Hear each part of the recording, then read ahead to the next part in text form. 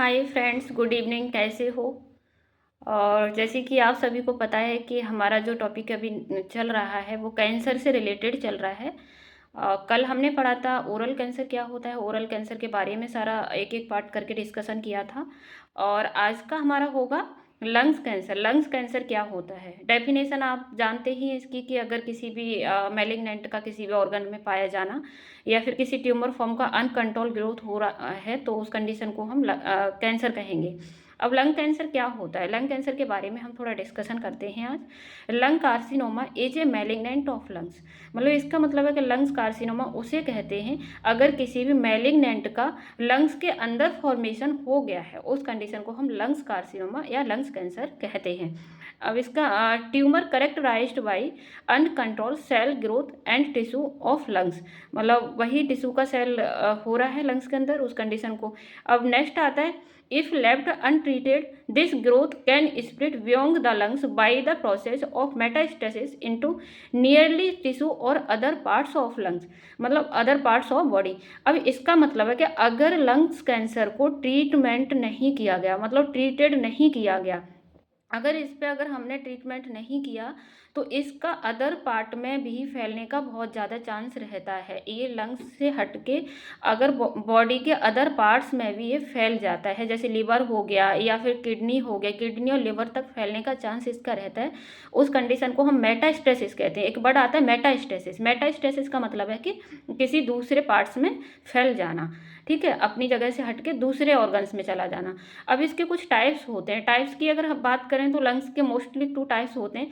एक होता है small cell lung cancer, next होता है non small cell lungs cancer. अब जो non small cell lungs cancer होता है वो मोस्ट कॉमन टाइप का होता है। उसके भी अंदर कुछ सब टाइप्स होते हैं। अब जो नॉन स्मॉल सेल कैंसर होता है वो 80 to 85% लोगों में देखने को मिलता है।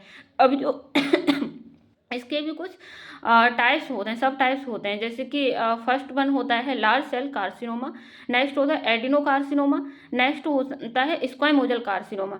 अब इन तीनों में भी देखे जाएं तो जो स्क्वामोजल जो कार्सिनोमा होता है वो मोस्ट कॉमन होता है। स्क्वामोजल कार्सिनोमा की जो मतलब परसेंटेज होती है ये 30 से 35% लोगों में, अगर लंग्स कैंसर अगर किसी में हो रहा है तो 30 से 35% स्क्वामोजल सेल कार्सिनोमा देखने को मिलता है। और नेक्स्ट आता है इसका कि मतलब इसका जो अराइजल होता है, ये बनना स्टार्ट होता है, वो होता है ब्रोंकियल एपिथेलियल लेयर में ये बनता है। और सम पार्ट्स, मतलब इसको ये कैविटी के अंदर भी बनने का चांस रहता है कि कैविटी में भी इसका फॉर्मेशन हो सकता है। और जो हाँ, इसका जो ग्रोथ होता है वो बहुत स्लो होता है। और मेटास्टेसिस नॉट कॉमन। मतलब मेटास्टेसिस वही कि फैलने की इसकी जो दर होती है कि अगर ये दूसरे ऑर्गन्स में फैल रहा है तो ये बहुत कम रेयर फैलता है, ज़्यादा नहीं फैलता है। ये बहुत कम कंडीशन में देखने को मिलता है कि यहाँ से दूसरे पार्ट को अगर अफेक्ट कर रहा है। नेक्स्ट आता है एडिनो कार्सिनोमा। एडिनो जो कार्सिनोमा होता है इसका क्या होता है कि ये जो 25 से 30% लोगों में देखने को मिलता है। और इसका जो अराइजल होता है, ये बनना स्टार्ट होता है वो ब्रोंकियल म्यूकस ग्लैंड में होता है, ब्रोंकियल म्यूकस ग्लैंड में। और इसका भी बहुत स्लो, मतलब स्लो प्रोसेस होता है। और ये कैविटी में बहुत रेयरली होता है, बहुत कम देखने को मिलता है, रेयरली, मतलब कैविटी में। और इसका जो मोस्ट कॉमन जो कारण होता है, ये किस कारण की वजह से होता है? अगर कोई पेशेंट मतलब स्मोकिंग या फिर अल्कोहल ले रहा है तो उस कंडीशन में एडिनोकार्सिनोमा देखने का बहुत ज़्यादा चांस रहता है, कि उस पेशेंट में एडिनोकार्सिनोमा का चांस रहता है। नेक्स्ट आता है लार्ज सेल कार्सिनोमा। अब जो लार्ज सेल कार्सिनोमा होता है वो 10 से 15%, 10 से 20% लोगों में देखने को मिलता है। और ये जो इसका जो फॉर्मेशन होता है वो कैविटी में देखने को मिलता है, मतलब कैविटी में बहुत ज़्यादा होता है। इसका भी जो मेटास्टेसिस होता है वो बहुत स्लो होता है, मतलब मेटास्टेसिस स्लो होता है। लेकिन ये जो इफेक्ट करता है, फैलने का चांस रहता है किडनी और लिवर को इफेक्ट करता है। किडनी या लिवर में फैलने का चांस इसका ज़्यादा रहता है। और ये सेंट्रली बीचों बीच में पाया जाता है, कैविटी के बीचों बीच में देखने को मिलता है। अब इसकी कुछ इटियोलॉजी की बात करें तो ये स्मोकिंग की वजह से होता है। मतलब हो सकता है अगर कोई मतलब पेशेंट है, अगर लंबे समय से स्मोकिंग या फिर मेटल धातु के स्ट्रेस में है तो हो सकता है। ये ऑन्कोजेंस का मतलब है किसी भी वायरस की वजह से भी हो सकता है, या जंक फूड क्या होते हैं? जंक फूड होते हैं कि अगर कोई पेशेंट नमक की मात्रा ज़्यादा ले रहा है या स्पाइसी ज़्यादा ले रहा है, या फिर जंक फूड का मतलब होता है कि वसा युक्त पदार्थ खा रहा है, मतलब वसा ज़्यादा है किसी फूड्स में, तो उसको जंक फूड कहते हैं। या फिर हार्मफुल रेडिएशन के एक्सपोजर में आ रहा है तो भी हो सकता है, या फिर हार्मफुल केमिकल्स या पॉल्यूशन वगैरह, इन्फेक्शन वगैरह हो सकता है, ब्रोंकाइटिस हो गया या फिर निमोनिया हो गया।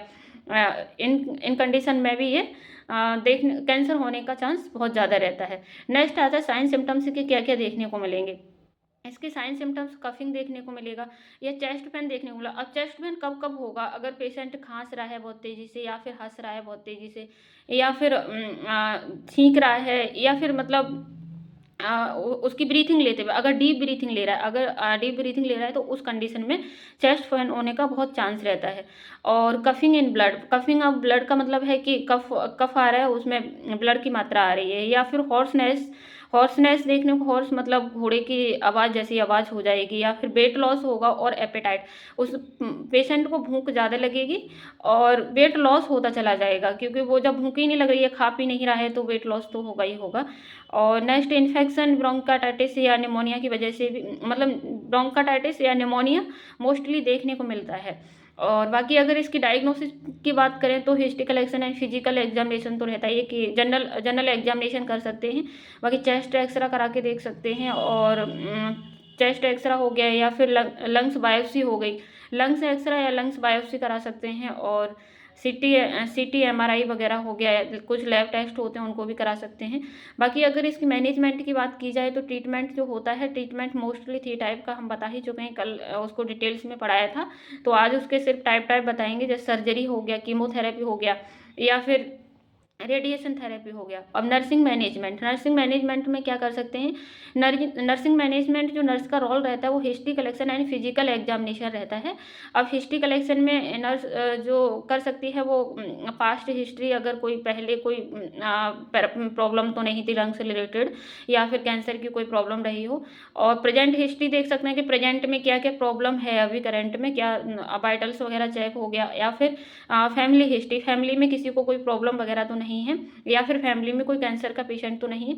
और बाकी एक्सपोजर टू स्मोक, मतलब पेशेंट से पता करना है कि कहीं वो स्मोक वगैरह तो नहीं कर रहा है, या फिर अल्कोहलिज्म वगैरह तो नहीं ले रहा है, या फिर कोई एयरबोर्न कार्सिनोजन के टचिंग में तो नहीं है, कि अगर कोई वायरस वगैरह ऐसा है जिसकी वजह से, और पॉल्यूशन वगैरह हो गया, फैक्ट्री वगैरह में अगर कोई पेशेंट वर्क कर रहा है तो वहाँ का पॉल्यूशन जानना है कि वहाँ का कैसा पॉल्यूशन है।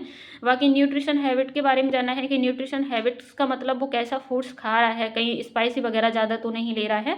और बाकी फिजिकल एग्जामिनेशन हम बता ही चुके हैं, वाइटल साइन वगैरह चेक कर सकते हैं। और साइकोलॉजिकल सपोर्ट देना ही देना है, सबसे जो इम्पोर्टेंट रोल रहता है वो साइकोलॉजिकल सपोर्ट रहता है, कि मरीज को साइकोलॉजिकल सपोर्ट देना है। और बाकी next topic next class. Thank you.